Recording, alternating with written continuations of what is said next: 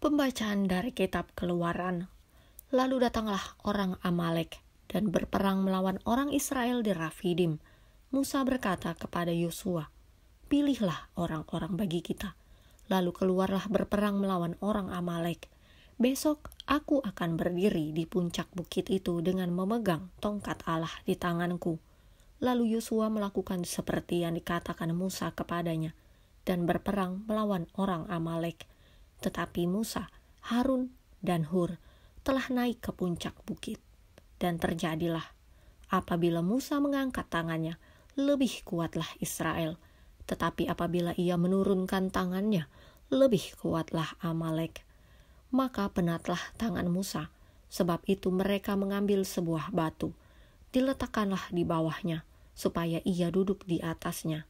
Harun dan Hur menopang kedua belah tangannya, seorang di sisi yang satu, seorang di sisi yang lain, sehingga tangannya tidak bergerak sampai matahari terbenam. Demikianlah Yosua mengalahkan Amalek dan rakyatnya dengan mata pedang. Demikianlah sabda Tuhan. Mazmur tanggapan. Pertolongan kita ialah dari Tuhan yang menjadikan langit dan bumi. Aku melayangkan mataku ke gunung-gunung. Dari manakah akan datang pertolonganku? Pertolonganku ialah dari Tuhan yang menjadikan langit dan bumi. Pertolongan kita ialah dari Tuhan yang menjadikan langit dan bumi. Ia takkan membiarkan kakimu goyah, penjagamu tidak akan terlelap. Sesungguhnya tidak terlelap dan tidak tertidur penjaga Israel. Pertolongan kita ialah dari Tuhan yang menjadikan langit dan bumi. Tuhanlah penjagamu. Tuhanlah naunganmu di sebelah tangan kananmu. Matahari tidak menyakiti engkau pada waktu siang, atau bulan pada waktu malam. Pertolongan kita ialah dari Tuhan yang menjadikan langit dan bumi. Tuhan akan menjaga engkau terhadap segala kecelakaan. Ia akan menjaga nyawamu. Tuhan akan menjaga keluar masukmu dari sekarang sampai selama-lamanya. Pertolongan kita ialah dari Tuhan yang menjadikan langit dan bumi. Pembacaan dari surat kedua Rasul Paulus kepada Timotius.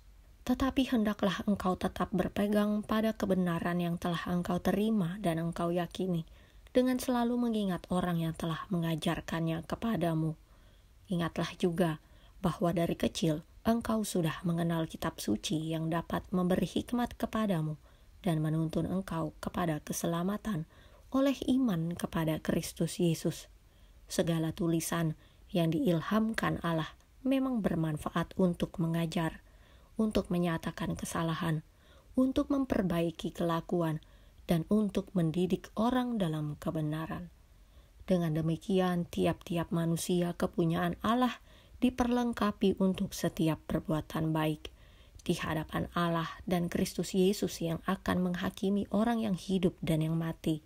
Aku berpesan dengan sungguh-sungguh kepadamu, demi penyataannya dan demi kerajaannya.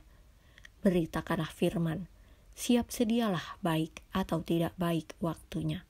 Nyatakanlah apa yang salah, tegurlah dan nasihatilah dengan segala kesabaran dan pengajaran. Demikianlah sabda Tuhan. Bacaan Injil menurut Santo Lukas. Yesus mengatakan suatu perumpamaan kepada mereka untuk menegaskan bahwa mereka harus selalu berdoa dengan tidak jemu-jemu. Katanya, dalam sebuah kota ada seorang hakim yang tidak takut akan Allah dan tidak menghormati seorang pun. Dan di kota itu ada seorang janda yang selalu datang kepada hakim itu dan berkata, "Belalah aku terhadap lawanku."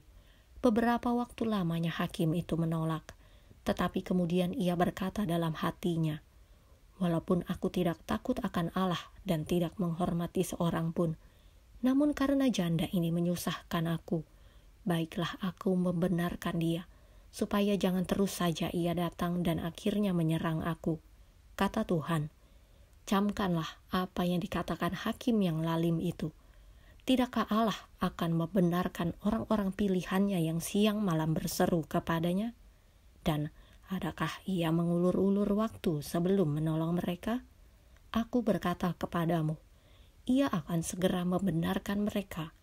Akan tetapi, jika Anak Manusia itu datang, adakah ia mendapati iman di bumi? Demikianlah Injil Tuhan.